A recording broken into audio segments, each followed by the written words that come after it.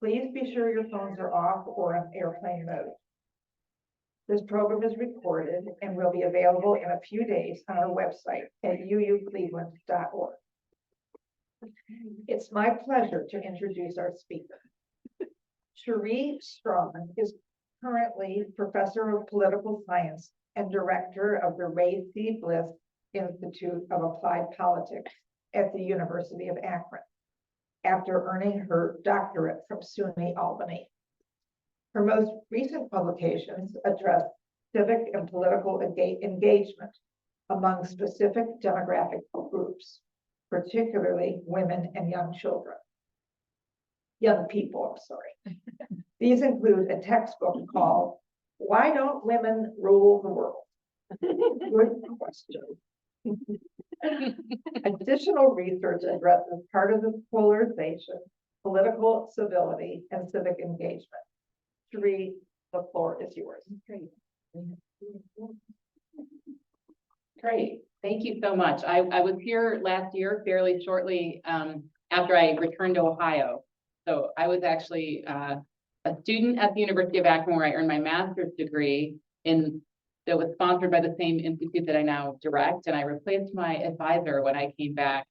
And it's an applied politics program, so most of our students go on and do, they work in Columbus, they work in DC, they go on and have applied politics careers, and there's just a handful of us that went on and got PhDs, and I was one of the weirdos that went on and got a PhD instead of having that applied career. And so the Bliss Institute is dedicated to promoting, so Ray Bliss endowed the Institute.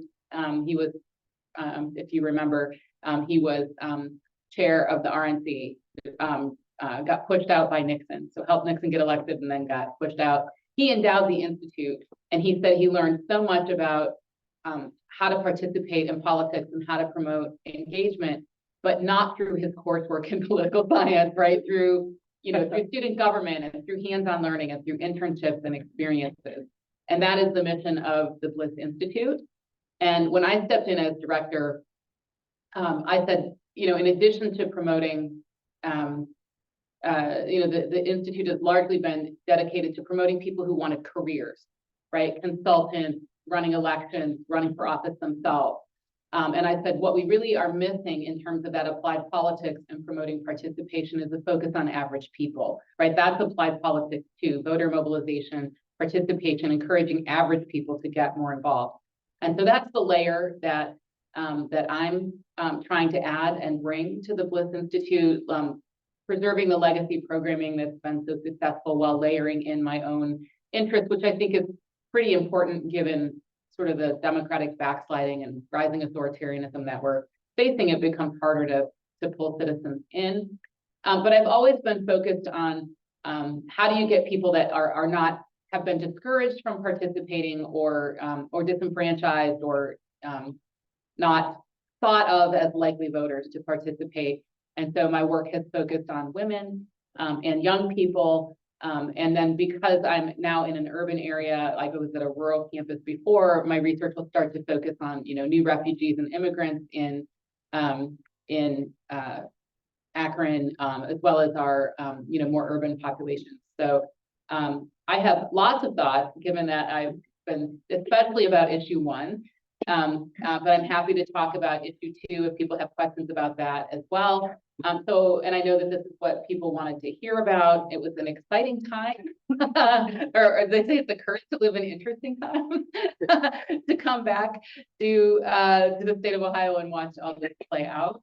I'll talk a little bit about, especially issue 1, but also issue 2, and the implications for both Ohio and sort of nationally, sort of writ large. What are we thinking the implications of the vote we just had are, and then, really just more happy to have a conversation and see what you all want to talk about. So both issue 1 and issue 2 won with about 56% of the vote. Just summarizing some details to refresh them in our minds.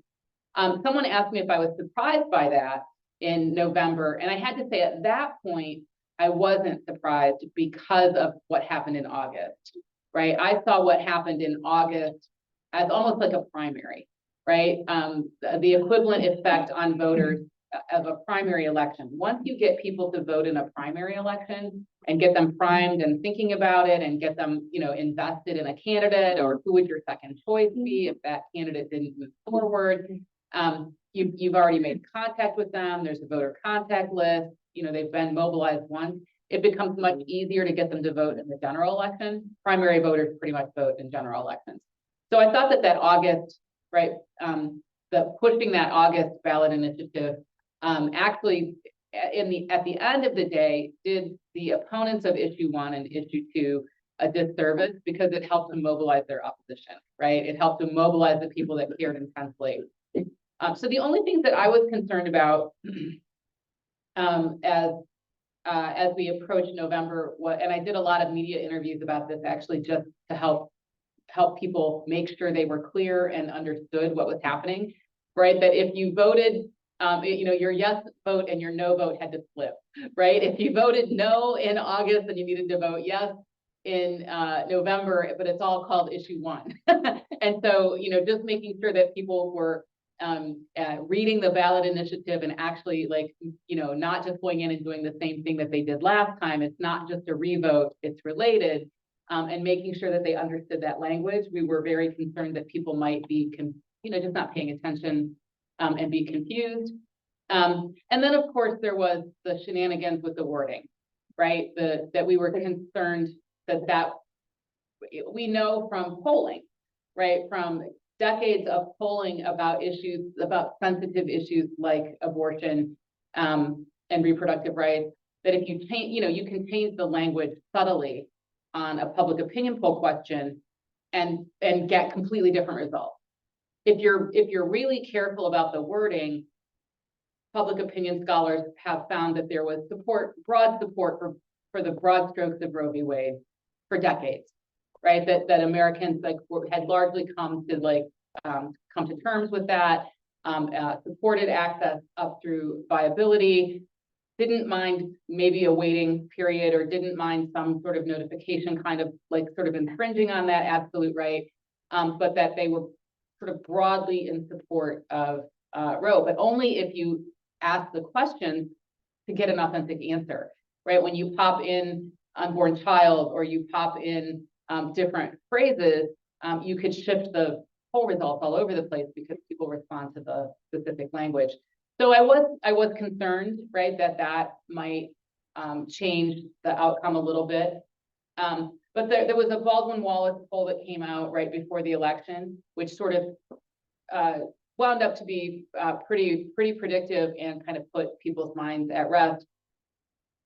We talk about low information. We talk about American voters not wanting to consume information. We talk about American voters sort of not paying attention to politics. Let me tell you, they were paying attention to this, right? The Baldwin Wallace poll showed that there was information saturation, that people, they answered the questions and said, yes, if it was worded this way, I would say, I would change my answer, but that's not what this ballot initiative is about. And they understood that there had been changes to the language. They understood that they wanted there to be protection up through viability for access. And that's how they voted. So that Baldwin Wallace poll put a lot of people's mind at ease that there had been so much information and so much effort to mobilize, both through direct contact with people, but also through advertising, and probably August helped, right? People were primed and paying attention. So it actually probably hurt, right, the pro-life activists to have that August ballot initiative. I think it didn't help. It just kept people mobilized and paying attention. And it was really expensive. So as a result of all that, the turnout that we saw was, and I think it would have been, you could sort of say there were some people that came, maybe some young people that came out to vote on issue 2, and some people who came to vote on issue 1, and there's like a Venn diagram where that overlaps, where people cared about both. I think the turnout would have been just as high with just issue 1 alone, just because it was such a dramatic issue, right? So we had this really high turnout in, think about August, high turnout in an odd year, what's going on in August. We're getting our kids back to school. We're coming back from vacations. We're traveling. Nobody's sort of truly checked in to politics in August. And we had this incredibly high turnout, which again speaks to the mobilization effort. And then in November, this tips up. So the last time I looked at the website to double check, they probably won't update this again, it was 3.9 million Ohioans turned out to vote, which was 800,000 more than in August. And that's about 48% turnout of registered voters turned out to vote. So in an off year, there's no presidential election, there was no high visibility, Senate race or something on the ballot. That's pretty high turnout for an off year election. So people were processing this and paying attention and cared intensely to get that turnout. People were watching beyond Ohio because the Democrats are planning, what gives traction, what mobilizes voters. Abortion was always considered sort of if you don't have to talk about it, maybe don't talk about it, right? It split Democratic constituencies, right? If you have Catholic pro-life union workers, right? How do you talk about abortion, abortion rights when you might alienate some of that base? And so how to sort of manage that going forward for Democrats, they were watching intensely nationwide to see what happened in Ohio. And Ohio was an interesting test case because if you believe that Ohio is a red state, there's arguments about that, whether we're gerrymandered or how red we really truly are. But if you believe that Ohio is a red state, this was an interesting test case because all of the other red states where there was a ballot initiative were to keep prohibitions out of the Constitution, right? It was prophylactic, right? So Kansas, Kentucky, and Montana, the pro-life activists had language where they were going to put restrictions on abortion or some sort of criminal punishment, right, for doctors or something like that in the Constitution, and it was blocking, right? Like, no, we don't want that, and blocking. Ohio was the first red state, like Kansas and Vermont, to put protections for access into the Constitution. And would voters in a red state, really flip and do that? And the fact that that happened was a big signal to Democrats that this will likely be, and combined with Youngkin in Virginia, right? Because Youngkin had talked about, he was the candidate that was talking about, well, we've been too extreme. It should be 15 weeks. Americans aren't here with the Democrats. They're not here with the Republicans, but they're really truly somewhere in between. And the fact that like the Virginia legislature got swept by Democrats and he sort of got shut down, combined with what happened in Ohio, I think nationally means Democrats will make an issue of this. I think they will look at, I think they will in particular look at Gretchen Whitmer as a model for how to talk about it. If you were paying, I've spent 15 years in Michigan before I moved to Ohio. So I was always paying attention. I teach women in politics, so I was always paying attention to Gretchen Whitmer's campaigns. And if you look, she was very, very blunt and very direct, and has been since she was a state legislator, about access, not mincing words, not trying to soften, not backing off from calling, right, calling the kinds of restrictions that some wanted to put in place extremist. So I think probably they'll look to what Gretchen Whitmer framed and used that messaging and was really successful, right, in Michigan, and then we see this happening in Ohio. So I think it'll likely be very important in 2024. And I think that Democrats will see it as, gosh, if we can get people to think about abortion access and reproductive rights, that's probably a safer ground for them to stand on than if they can get people to pay attention to that rather than the issues in the Middle East right now, right? It's it's something that will coalesce and energize the base, rather than divide it, right? So I think you'll probably try to get them to frame the conversation around abortion, more than convincing, Gen Z, right, that Biden's done the right thing in the Middle East, because there's a lot of progressive young people who are not happy right now about what's happening in the Middle East, and they're not happy with feeling like the Biden administration had its thumb on the scale for, that's just their perspective, right, had its thumb on the scale for Israel. And then you will see Biden emphasizing and Democrats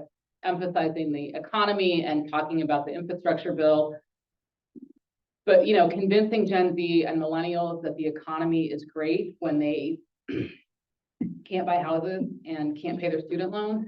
Like, they have jobs, right? And wages are going up, and we just had unions that won pay wages and things like that. But I don't know if it'll feel tangible, right, to young people in the same way that this issue does. They just don't have the same traction on those issues, especially with like Gen Z and millennial voters.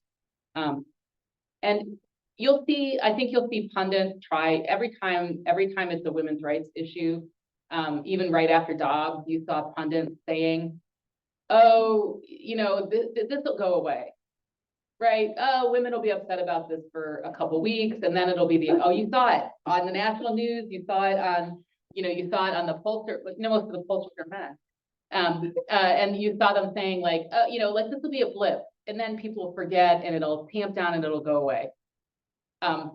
No. And I was like, I was like watching the news going, no, that's not going to happen. Right. And so, what we've seen instead is intensity, particularly from 18 to 29-year-old women. We don't see straight lines in the social sciences very often, where there's like a shift in public opinion polling where it looks like a straight line up or a straight line down. It's usually muddier, right? Like, because it's, so many things influence our opinions, so many things influence our reactions. What you see with Democratic young women 18 to 29-year-old is they're increasingly identifying with Democrats and voting for Democrats. And if you look at the chart, how has that demographic group voted over like the past couple of elections? It's like a straight line up and stops. Highly motivated. And I think that you'll hear people say, oh, it's the economy, or, oh, how is Biden going to motivate people, in 2024, and they'll think this issue, they'll talk about it as done.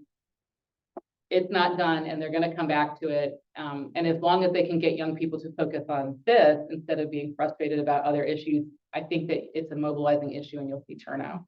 I do. So I think that's what's going to happen nationally, at least from now. I mean, who knows what's going to happen between now and the actual election? I didn't anticipate a war in Israel, right? So there could be other issues that pop up that need to be framed or dealt with. But right now, I see them definitely bringing this in and highlighting it. What does this mean in Ohio? I know there's been some concern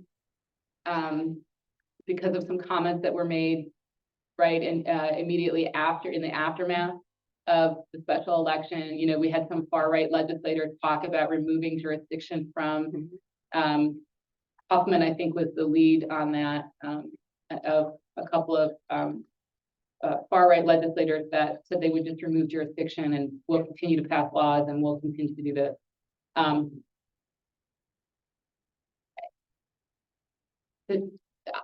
Of course, you can't ever underestimate what people will do, especially when they control everything. You can't underestimate what people will try to do, and should always be prepared for it. But even within their own caucus, they've been shut down, right? Even within their own caucus, we have a compromise speaker, right? That speaks to the fact that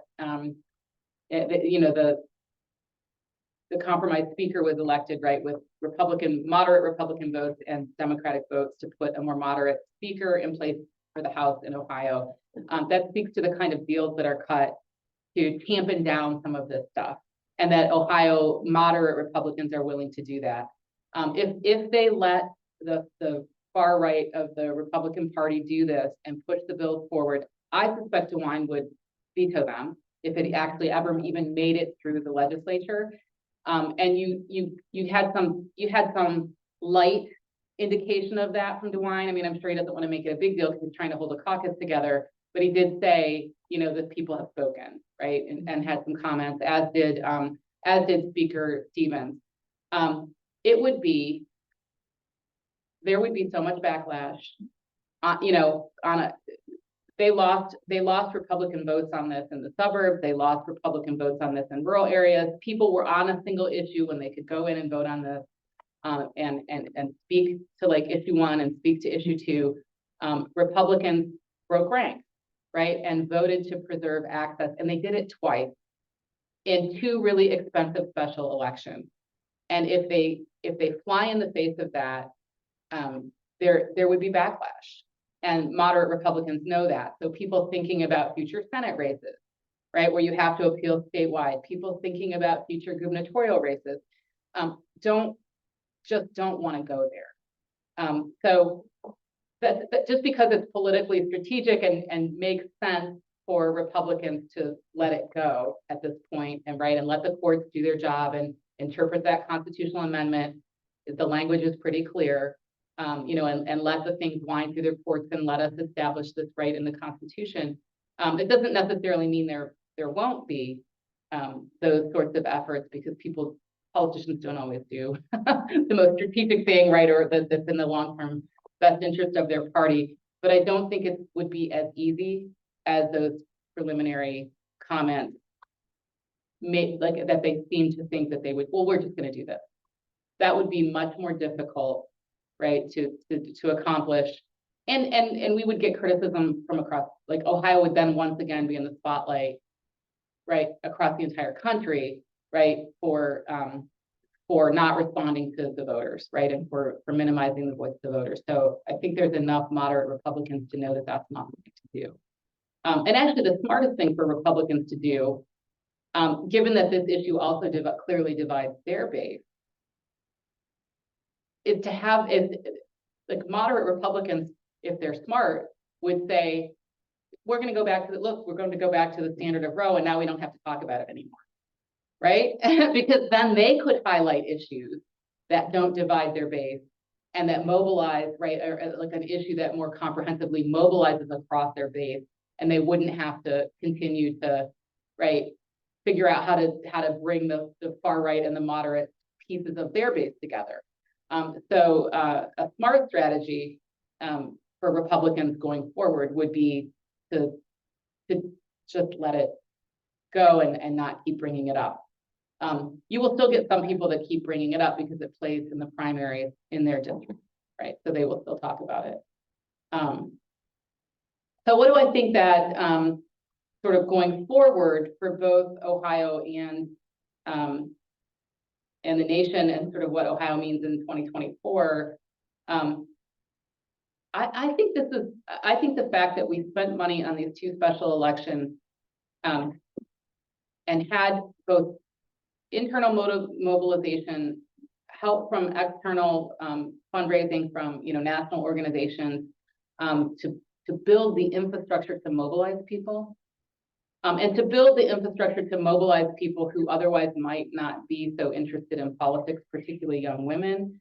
Once that infrastructure is in place, you can continue to leverage it, right? Oftentimes, voting is habitual. Paying attention to politics is habitual. If you can catch people's attention when they're young and build a trajectory of voting, it becomes like, it's not, oh, there's a primary, what's that mean, right? Or oh, we have to take our voter ID now. What? Oh, this is new. Once people have done it once, it can sometimes just become routine. Once you've built the infrastructure of people who are getting petitions signed, of people who are reaching out and mobilizing voters, right? You can ask the organizations that have helped do that work to continue to do that work. If those organizations have built up bases of volunteers who are focused on voter turnout, you can continue to leverage those. So I think it bodes well for voter mobilization in the state. I think it bodes well for, we lost money from the DNC, right? They pulled money from Tim Ryan's Senate race at the last minute. And because the polls were showing how tight everything was nationwide, so the DNC pulled money because they felt like, maybe they needed to give it to Gretchen Whitmer, or maybe they needed to backfill other places where they had a better shot, kind of thing. And so we saw them see Ohio as maybe more red than it was, maybe a riskier shot than it was. And so we saw people that externally were making decisions to let Ohio, if you got to let somebody go, let Ohio go. And I think these votes show that there's a reason to invest in Ohio, and will be more likely to keep money coming in from the DNC, keep money coming in from those external funding sources into the campaigns, Democratic campaigns in Ohio, because they will see, right, if you structure the issues the right way, if you structure the campaign messaging the right way, that we're not quite as red, at least on abortion issues and marijuana issues, we're not as red as you might think, right? So I think that, and I think it bodes well for the Citizens Commission ballot initiative coming up, right, next fall, because people are frustrated with the legislators. Even the comments that were just made, oh, well, we're going to do what we want anyways, is very frustrating to voters who are now paying attention. And we already have voters understand ballot initiatives now, because they just voted in 2 big ones and we're paying attention. And so I think it bodes well for that. So, no guarantees, right? Political scientists don't, I'm just kind of looking at the patterns that you all can also look at too. We don't have a crystal ball necessarily. And, will people continue to vote for, I think it bodes better for the ballot initiative on the Citizens Commission. It's harder to parse that out and think about what that means for Democratic candidates, right? Because on ballot initiatives, people who are cross-pressured can actually just vote what they want on that one issue. And there's clearly Republicans who are going to break ranks and vote on those ballot initiatives and join the Democrats. Would they be so willing to do that when it's a comprehensive multi-issue, oh, it's going to affect who controls the legislature kind of vote for a Republican candidate? Maybe not, right? But on the ballot initiatives, I think it's pretty, it speaks positively, right? And then whether or not you can get some of them to break ranks in an actual election for a candidate, that remains to be seen. I think that's where I'd like to stop, and then just shift into just having a good conversation with all. Thank you, Cherie. I'm going to turn the Q&A over to Marlene. When you ask your questions, hold the mic in front of your mouth, and that's more for the benefit of the people at home that's here. I have a question before Marlene passes. So you talk about the extreme legislators and what they do will show the country how Ohio is operating. Do you think they care? The rest of the country? Do you think, no, do you think our legislators care what other people think? Does it matter to them? I think it matters to moderate Republicans, and to people who want to win statewide elections, and people who want to run for governor, or people who might have, even have presidential aspirations coming up out of Ohio. But for the actual far right legislators, no, I don't. I think that they're focused on winning in primaries in districts that have been gerrymandered, and where they run unopposed. If they run unopposed, or if they do run opposed, it's in the primary, and the candidate that pitches to the further extreme, right, it drags them further to the right. Right. So no. I don't. Thank you.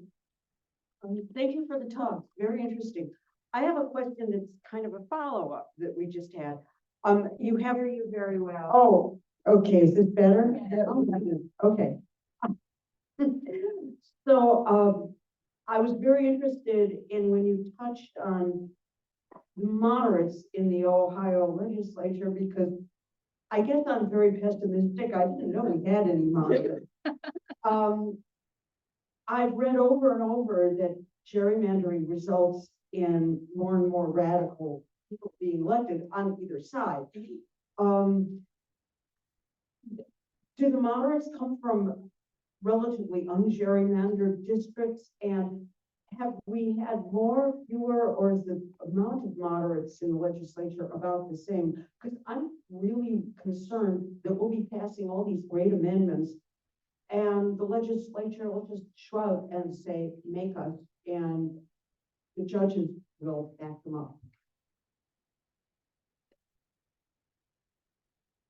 So the one thing I can say is, it's absolutely true. Gerrymandered districts, right, on both sides, lead to lead to polarization, right? Because if you have a competitive race at all, it's in the primary, and if the candidates in a Democratic gerrymandered, right, district are going to be challenged by people who are further to the left.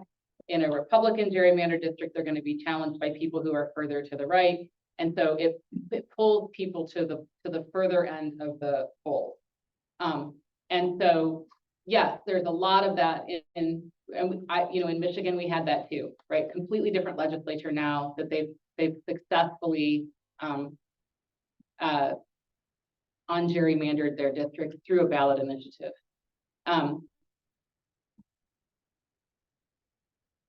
The things that were reassuring to me, and I am not discrediting the concern, because I think the one thing that's different about Ohio than Michigan, when Michigan was dealing with a similar issue, is that the statewide seats, elected positions in Michigan were held by Democrats, right? So you had a gerrymandered legislature, but right, the statewide executive positions were held by Democrats, right?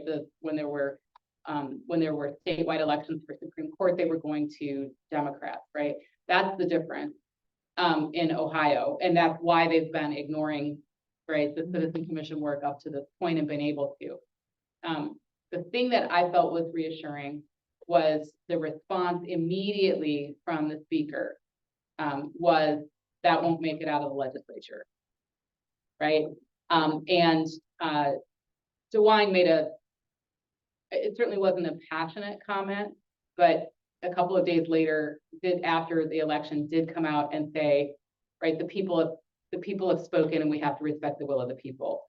So those were the pieces that made me feel at least that someone was, political scientists were like, what do you mean you can't just, wait, what? You can't just take away the power of the, like, that's checks and balances. Like, in political science world, where we're talking about like sort of checks and balances and rule of law and the structure of government, we're sort of responding to those comments with shock. So some of those comments from that there's a similar sentiment among at least some Republicans was reassuring. I think it would be harder to do than, it's easy to say those things, especially because that's what your base wants to hear, right? Your gerrymandered district wants to hear. It's harder to make them happen than they think. And even if they, so what the legitimate way to do it would be to continue to try to reverse the decision and say, well, we had, and you're hearing this rhetoric, oh, there was outside money. Well, there's outside money on both sides. Oh, there's, there was flaws in the process, or, this or that. And to say that they're going to get their own petitions and try to reverse it, right? I think that would cause so much backlash from the voters. I think voters are done on this issue. They said what they said. They want it enacted. The state spent a lot of money, right? Especially on that August special election. And I think if they continue to try to do that, it would actually cause backlash. And I think like people like DeWine and Speaker Stevens are aware of that and paying attention. So fingers crossed.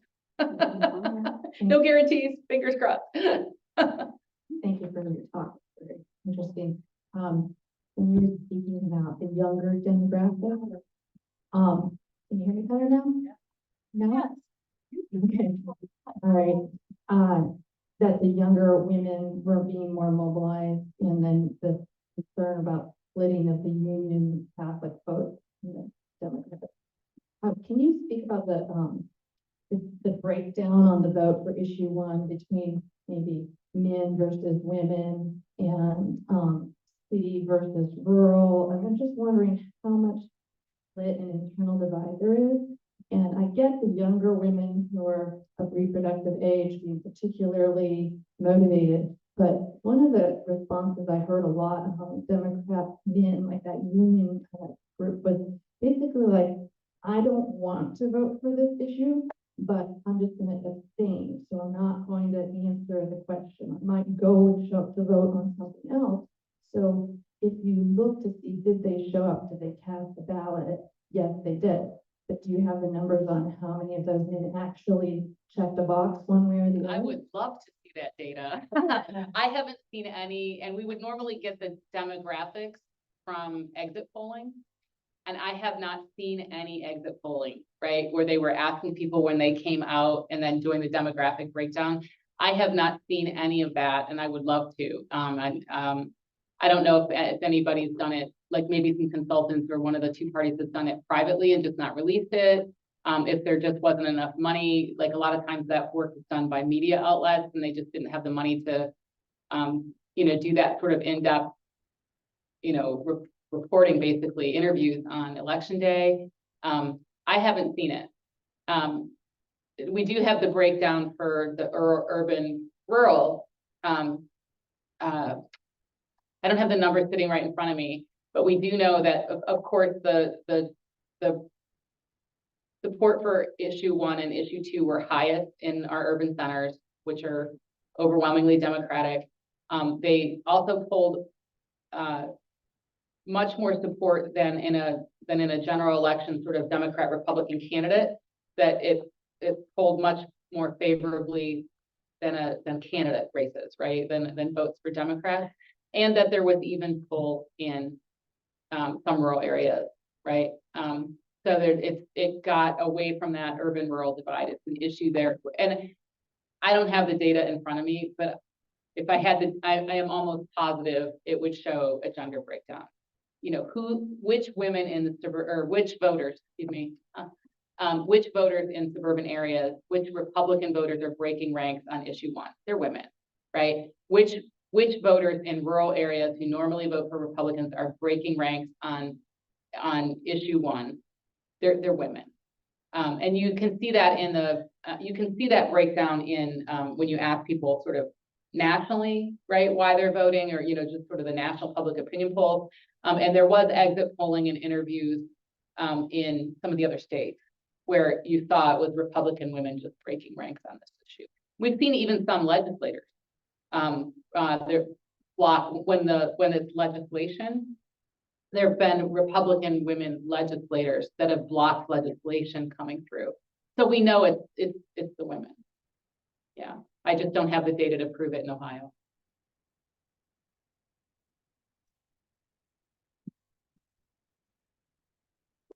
I have to say, my friend says that if men could get pregnant, abortion would be a sacrament. My question may require more of a symposium than a quick answer. Do you have any understanding of the siren song of autocracy? Why are we moving towards? Why are we moving towards autocracy? Why is there that sentiment? My goodness, that is, I teach a whole class. Yes, So the shift toward like democratic backsliding in the US and the shift toward like sort of rising authoritarianism, there's a really good book by scholars named Hetherington and Weiler who argue that because of these kinds of cross pressures, the Republican Party realized that they were not going to win on straight up economic issues starting in like the 1960s.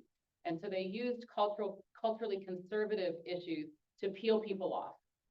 And you could be conservative on those issues without being an authoritarian, whether it was, opposing busing for pragmatic reasons when it was about race, or, whether it was concerns about abortion, that you would have, about, what is viability, or, is this something we should be doing, that you could have positions on some of those conservative issues that sort of would be a wedge issue, right, and would break you away. It's like Catholic Union voters that would otherwise vote for Democrats, like they call them the Reagan Democrats, right, was the first kind of to be pulled away for the union workers.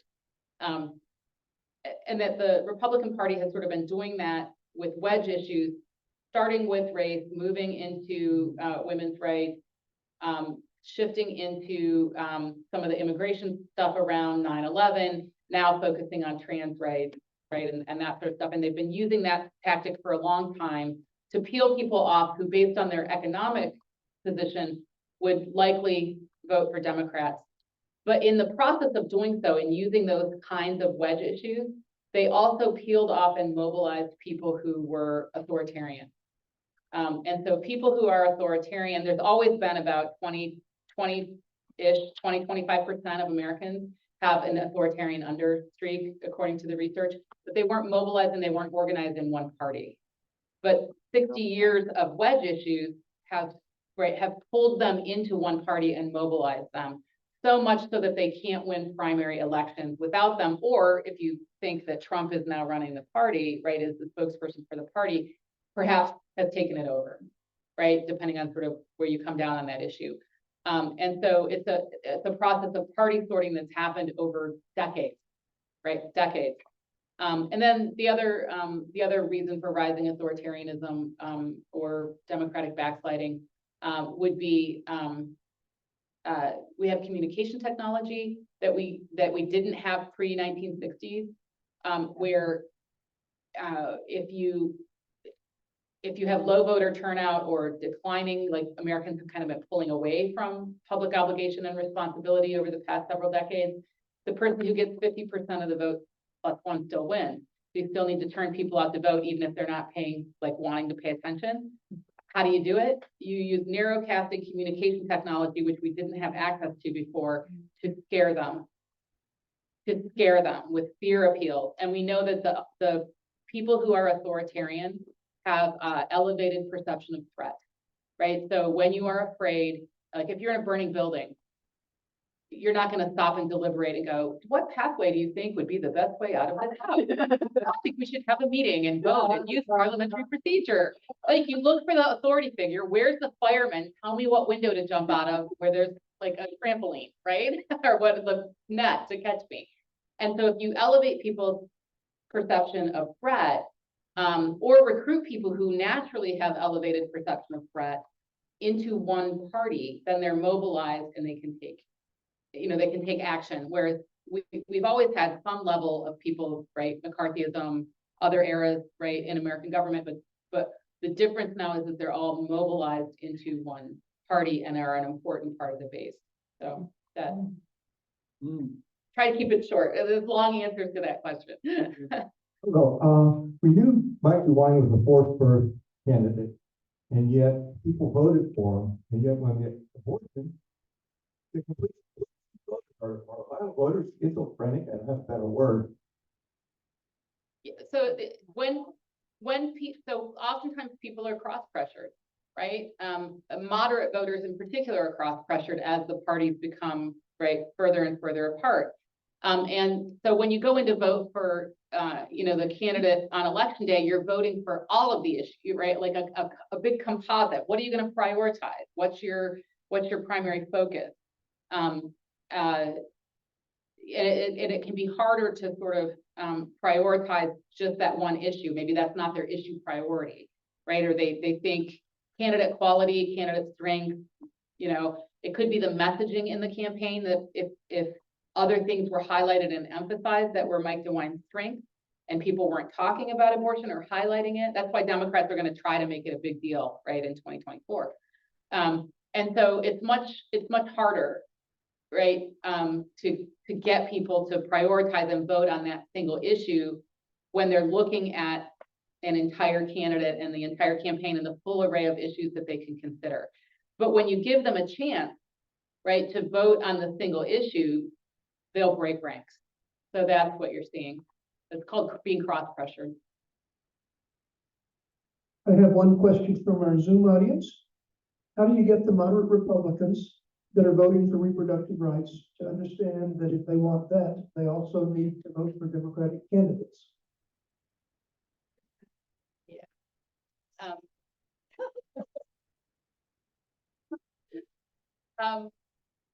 One of the things about partisanship, one of the things about partisanship is that once you have developed a party identity and embraced it, it's almost like a religion, right? It's really hard to get people who are older and established to, if they have embraced a party and internalized a party identification, it's like getting someone to like, don't be Catholic, be Jewish, right? Like, and have a conversion process because you internalize it and it becomes part of your identity. And so when that happens, people engage in like selective perception, right? You want to believe positive things about your own group, right? Whoever your social identity is with. And so you engage in, it's just human nature, right? Like, so you try to forget or ignore the things about your own party that make you upset or explain them away. Or you purposefully choose media that helps you do that, right? And self-select into particular television channels or cable news shows or radio stations that help you feel more comfortable with your choice and reinforce it.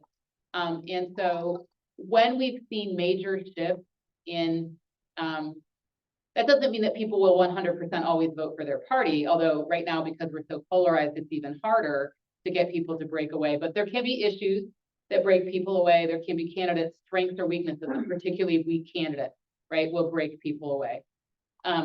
But typically when you see major changes in the electorate's partisan, like in the aggregate partisan identity, it's because of new people coming into the political process, right? You know, whether that's new immigrants, whether that's somebody that's newly enfranchised, or whether that's young voters who are orienting towards politics in a different way. And so it's very hard to get people who already have a party identification to break ranks. That being said, if young women continue to over-identify with the Democratic Party, like in the last midterm, 18 to 29-year-old women voted for Democrats with 77%. And people go, oh, well, they'll grow up and they'll become more conservative. That's not true. Women are the only demographic group that becomes more liberal as they get older because they get mad. The more discrimination you experience, the longer you're in a career profession. So that's a big problem for like 10 years from now, 15 years from now. If they can hang on to that demographic group, it's a big problem for Democrats. Yeah, and if that keeps up, Or I meant Republicans. Big problem for Yeah, Republicans. Sorry. Yeah. and if that keeps up, you'll be required to have a peanut to vote. Oh, wait a minute, that's how the Constitution was written. Louder. What concerns me, and you glanced on it, and I understand you're a political science person, not a media person, but you're forced to look at media, is the good news is the coverage of issue 1 and issue 2 in Ohio looked to be stupendous. Whether it was the Plain Dealer or the Chippewa Valley Times or the Solon, the coverage was fair, detailed, compelling. So you can tell this is going to go dark. About 8 days ago, for the first time on the front page of the New York Times, they used that. It took them that long. And I lived 50 years in New York, and we knew Donald Trump was a nutcase, if not a authoritarian megalomaniac from the time he was like 25 years old. So you see where this is going, media coverage. Second example I will give you, Dr. Strachan, is when Trump basically called for the execution of General Milley. I think in the old days, excuse me, that would have been a front page story. The plain dealer, where was it? Buried in Brent Larkin's letter to the editor, a column, second to last paragraph. What the heck? So if we can't get the word out, not that truth or facts are changing people's minds lately, but it is a concern with the unwashed middle. Mhm. And they promised to do a better job of covering Trump this time around. Like I've been to several panels with like, media people talking about. So the first time around, he got the media post Watergate saved its most aggressive coverage, most negative coverage, for the front runners, right? Because they feel like they need to scrutinize people who have a likely chance of winning, right? Which is why Hillary Clinton's coverage was so negative, because they didn't take Trump seriously as a candidate. He was allowed to call in and, just give these softball interviews and, things that they would not let other candidates do because people didn't take him seriously, right? And they treated him like a novelty candidate. And so, is there still some, I don't know, is there still some flavor of that, of like not taking him seriously enough and thinking that because of all the indictments and all the things that he won't be, taken seriously? I'm not sure if that's the reason for it. And then the other thing is they're just so obsessed with fair and balance, right? That the bread and butter of the mainstream media is to say that they're giving like fair coverage to both sides, right? That they may be so obsessed with that norm that frames media that they're not doing a good job of covering how seriously to take it. Yeah, I don't know I agree with you. I don't know what the underlying reasons are. I Yeah, think we have time for one more question. We're all being brainwashed with constant messages, political and otherwise.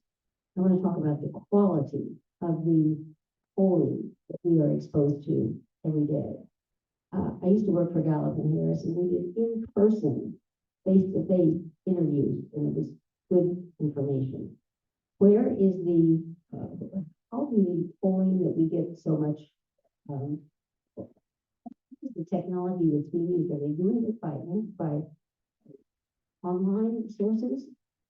What's the quality we can depend on when we get all those percentages of who's winning and who's losing and what's trending? right. And I'm thinking of the recent poll, right, that shows Biden such a tight race. Huge issues with problems with polling. I mean, one is to cut, and it depends. You have to drill down and look at the, even like when Nate Silver was doing 538, he would average the poll results. There's such variation, right, among pollsters. You have to drill down and see whether they're doing face-to-face interview or even telephone direct calls. Sometimes they're using robocalls, right? So it's an automated voice on the phone. Sometimes another quibble that I have is, and my quibble with the most recent poll is who they count as a likely voter, right? Are you just talking to all Americans, or are you drilling down to focus on who truly are likely voters, who's really going to turn out? And I think they tried to self-correct after failing to predict Trump's success, because they've always used education as a proxy for likely voting, because it always has been, right? Mm-hmm. But Trump managed to mobilize lots and lots of people, right, who weren't educated, like without a high school diploma, or, who had less education and historically would have been less likely to vote. They failed to predict it. So I think they've loosened up what they're willing to count as a likely voter, but then the accuracy of some of these things is just really problematic. So take them with a grain of salt. Yeah, I mean, there are outlets that are trying. It's also just gotten more difficult, right? When things are shifting around so much with who is going to vote, and we've been ramping up turnout on both sides. Mm-hmm. So it does become harder to predict who's actually going to turn out. Yeah. Thank you, Cherie, for a wonderful presentation. Thank you to all of you for your great questions and comments. This has been the last forum of the fall season. We'll kick off the new year, January 7th, with a forum that will tell you the real story about Drag Story Hour. Cleveland celebrity Miranda Laney, Cleveland's tallest drag entertainer, will talk about her experience as a drag storyteller, and she'll also share a story during coffee hour. And on January 21st, we're having a forum on gerrymandering with State Senator Nikki Antonio, who's a Democratic senator, and she was directly involved with the latest iteration of gerrymandering. So it'll be pretty interesting. You're welcome to attend our 10:15 Sunday service, either upstairs in the sanctuary or online on YouTube or a Facebook page. The theme today is how might we engage in intentional spiritual acts that invite wonder, and what might we gain from such a practice? Reverend Randy Partain will lead the service, and Karen Tooley, pianist extraordinaire, will provide the music. If you'd like to receive our weekly reminders of forums, give us the contact information on the clipboard that's sitting on that round table at the back. Or you can email us at uucleveland.org, forums@uucleveland.org. To see what else is happening in our congregation, check out our website at uucleveland.org. Thanks again for joining us. Have a great week. And sign a petition for fair And sign